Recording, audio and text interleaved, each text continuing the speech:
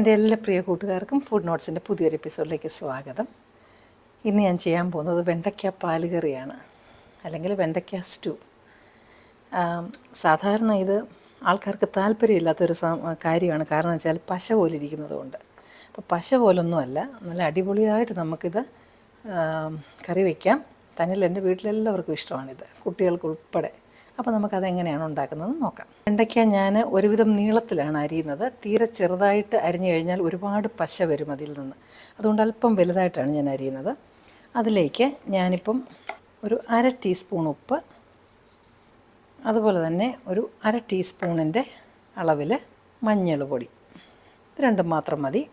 അതിനുശേഷം ഇതൊന്ന് നന്നായിട്ട് തിരുമ്മി ഒരു 5 മിനിറ്റ് ഒന്നിരിക്കട്ടെ. കാരണം വെണ്ടയ്ക്ക പശയുള്ളത് കൊണ്ട് നമ്മൾ കറി ചെയ്യുമ്പം അടുപ്പയിലോട്ട് ഉപ്പിട്ട് കഴിഞ്ഞാൽ എല്ലാത്തിലും ഒരുപോലെ നന്നായിട്ട് പിടിക്കത്തില്ല. അതുകൊണ്ട് ഒരു ചെറിയ ടെക്നിക്ക് എന്നുള്ളതേ ഉള്ളിത്. അപ്പോൾ ഈ വെണ്ടയ്ക്ക നല്ലപോലെ ഒന്ന് മാരിനേറ്റ് ആകുന്ന പോലെ ആകുകയും ചെയ്യും. ഇതെവിടെ ഇനിയും ഇരിക്കട്ടെ, ഒരു 5 മിനിറ്റ് മതി. ഇപ്പോൾ ഇത് 5 മിനിറ്റ് ആയിട്ടുണ്ട്. അതിനോടകം തന്നെ ഞാൻ അതിന് വേണ്ടുന്ന കുറച്ച് കൊച്ചുള്ളി വേണം നമുക്ക്, അതുപോലെ തന്നെ പച്ചമുളക്. ഈ വെണ്ടയ്ക്ക പാലുകറി ഉണ്ടാക്കുന്നത് എങ്ങനെയാണെന്ന് നോക്കിയാലോ. അപ്പം നമുക്ക് വെണ്ടയ്ക്ക ആദ്യം ഒന്ന് അടുപ്പിലിട്ട് വയ്ക്കാം. നല്ല കട്ടിയുള്ള പാനാണ് എപ്പോഴും നല്ലത് കേട്ടോ. ബേസ് നല്ല കട്ടിയുള്ളത്, അല്ലെങ്കിൽ ചട്ടിയുടെ അടിയിൽ പിടിക്കും, കരിഞ്ഞു പിടിക്കും. ചട്ടി നല്ലതുപോലെ ചൂടാകുമ്പോൾ നമുക്ക് എണ്ണ ഒഴിക്കാം. എണ്ണ നല്ലപോലെ ചൂടാകുന്ന ഉടനെ, പാൻ ചൂടായിട്ട് എണ്ണ ഒഴിക്കാവൂ. എണ്ണ ചൂടാകുമ്പോഴേ പിന്നെ നമ്മൾ അതിനകത്ത് എന്താണ് ഇടുന്നത് അത് ഇടാവൂ. അപ്പോൾ ഇതൊരു ഒരു ടീസ്പൂൺ ഏകദേശം പെരുംജീരകം, ഫെനൽ സീഡാണ് നമ്മളിടുന്നത് കേട്ടോ. ഇടുന്ന ഉടനെ അത് പൊട്ടി, അതിൻ്റെ കൂടെ തന്നെ 2-3 കറുവാപ്പട്ട ചെറിയ പീസ്.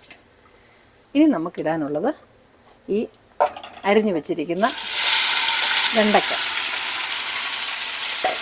എന്നിട്ട് ഏകദേശം ഒരുവിധം മീഡിയം തീയിൽ ഇത് നല്ലപോലെ ആദ്യമേ ഒന്ന് വറുത്തെടുക്കണം. ഡീപ്പ് ഫ്രൈ അല്ല, കറിക്കകത്ത് പശ കുറഞ്ഞിരിക്കാനായിട്ട്.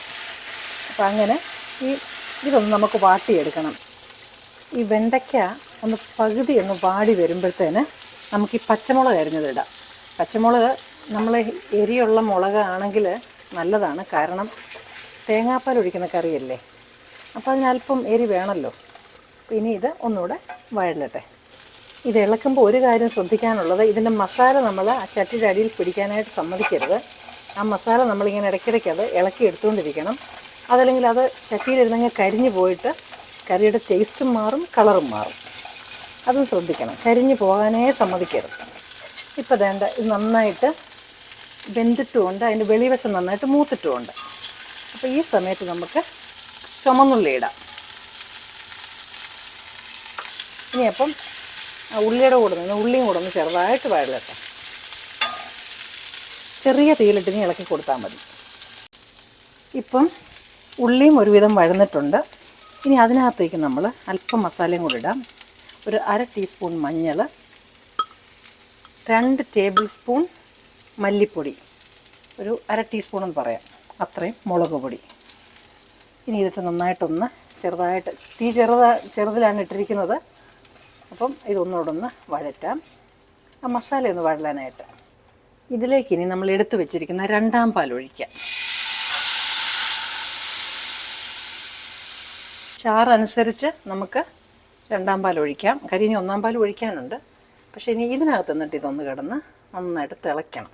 തിളച്ച് ചെറുതായിട്ടൊന്ന് പറ്റണം. ഉപ്പ് കുറവാണ്, അപ്പം ഞാൻ 1 ടീസ്പൂൺ ഉപ്പിടാം. ഉപ്പുണ്ടിപ്പം. അപ്പോൾ ഇനി ഇതൊന്ന് നന്നായിട്ടൊന്ന് തിളപ്പിച്ച്, 2-ാം പാലായതുകൊണ്ടൊന്ന് തിളച്ചാൽ കുഴപ്പമൊന്നുമില്ല. നന്നായിട്ടൊന്ന് തിളച്ച് അതിനിടയ്ക്ക് മസാല എല്ലാം അങ്ങോട്ടും ഇങ്ങോട്ടും ഉള്ളിയിലും എല്ലാം പിടിച്ചോളും. തിളക്കട്ടെ, ഞാനൊന്ന് അടച്ചു വയ്ക്കാം. ഇതിപ്പോൾ നന്നായിട്ട് തിളയ്ക്കാൻ തുടങ്ങി. ഇനിയും ഒത്തിരി നേരം വെച്ച് തിളപ്പിക്കാനും പാടില്ല. കാര്യം എന്താണെന്ന് വെച്ച് കഴിഞ്ഞാൽ വെണ്ടയ്ക്ക അങ്ങ് കൂടുതൽ സോഫ്റ്റായി പോയിട്ട് അങ്ങ് എന്താ പറയുന്നത്, അതങ്ങ് സോഫ്റ്റായിട്ട് പിന്നെ പശ പോലെ ആവുമല്ലോ. അപ്പോൾ അതുകൊണ്ട് ഇത് മതി ഇപ്പം. ഇനി നമ്മളിതിനകത്തേക്ക് നമ്മുടെ കട്ടിയുള്ള തേങ്ങാപ്പാൽ ഒഴിക്കാം. എന്നിട്ട് നമുക്കിതിന് കടുക് വറുത്തിടണം. ഒരു കാര്യം നിങ്ങൾ പ്രത്യേകം ശ്രദ്ധിക്കേണ്ടത്, ഇതിന് ചാറ് കൂട്ടി ചെയ്യണം. ഇല്ലെങ്കിൽ പിന്നെയും ഇത് തിക്കായിട്ട് ഗ്ലൂ കറി പോലെ ഇരിക്കും. അതാണ് കുട്ടികൾ കഴിക്കാത്തത്. കുറച്ച് ലൂസായിട്ട് ചെയ്യുക. തേങ്ങാപ്പാൽ കുറച്ച് കൂടുതൽ ഒഴിച്ചാൽ മതിയല്ലോ. അപ്പം അങ്ങനെ ചെയ്യണം. ഇനി നമുക്ക് ഈ കറിക്കകത്തേക്ക് കടുക് വറുത്തിട്ട് സംഗതി അങ്ങ് ക്ലോസ് ചെയ്യാം. പാൻ വെച്ചു. പാൻ ചൂടാവുന്നുണ്ടെങ്കിൽ നമുക്ക് എണ്ണ ഒഴിക്കാം. നമുക്ക് കടുകിടാം. കടുക് പൊട്ടാൻ തുടങ്ങുന്നുണ്ടെ ചുമന്നുള്ളി. ഈ ഉള്ളി മൂക്കാൻ തുടങ്ങുമ്പോഴത്തേനും നമ്മൾ തീ അങ്ങ് ഓഫ് ചെയ്യണം കേട്ടോ. അത് കഴിഞ്ഞതിന് ശേഷം 2-3 കറിവേപ്പില അതിനകത്തേക്ക് ഇടാം.